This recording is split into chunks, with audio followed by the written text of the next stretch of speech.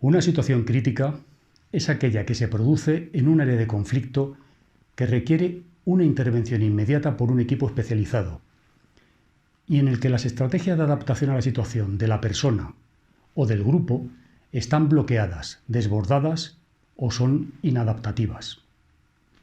Las situaciones críticas producen una desadaptación emocional e intelectual con una repercusión negativa en encontrar la solución de la situación. Las situaciones críticas pueden aparecer en cualquier momento y situación, y su condición de imprevisibilidad las confiere unas características de intervención determinadas. Una situación crítica se puede presentar de varias formas. Puede ser una situación clara, por ejemplo, una persona que amenaza con suicidarse en un sitio público.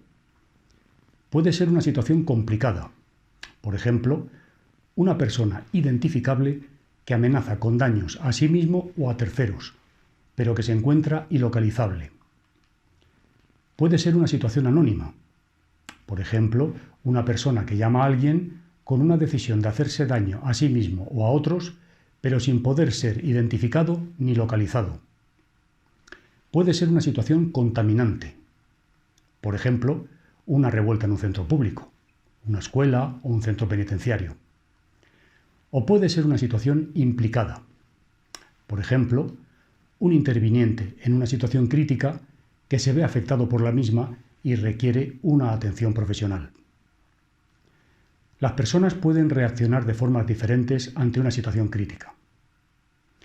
Unas posibles respuestas a una situación de crisis son presentar síntomas físicos, por ejemplo, temblores, dolores de cabeza, sensación de agotamiento, pérdida de apetito, dolores. Se puede presentar llanto, tristeza, decaimiento de ánimo, pena. También se puede provocar ansiedad o miedo, la sensación de estar permanentemente en guardia o nervioso, temer y anticipar que algo terrible va a ocurrir. Se puede padecer insomnio o tener pesadillas.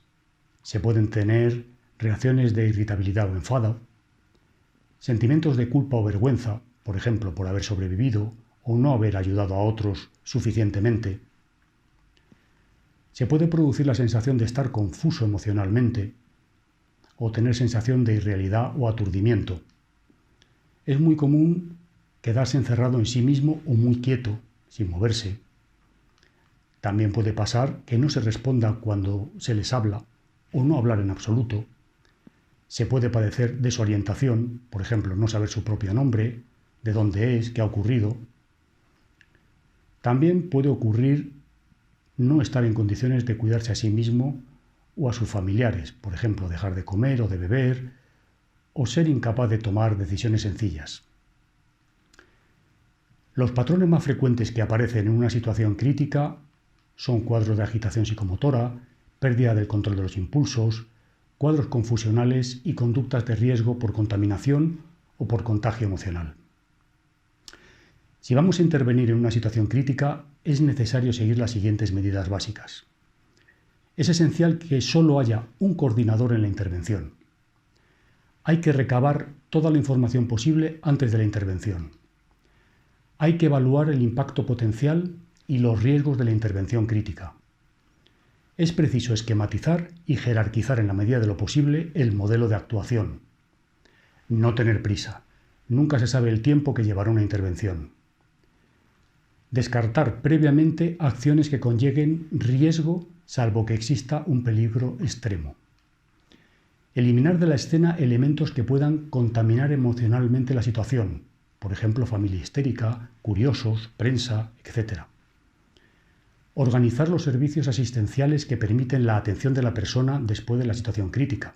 Policía, ambulancia, hospital, trabajador social, atención a menores, etc. Y que posibiliten la normalización de la situación lo antes posible.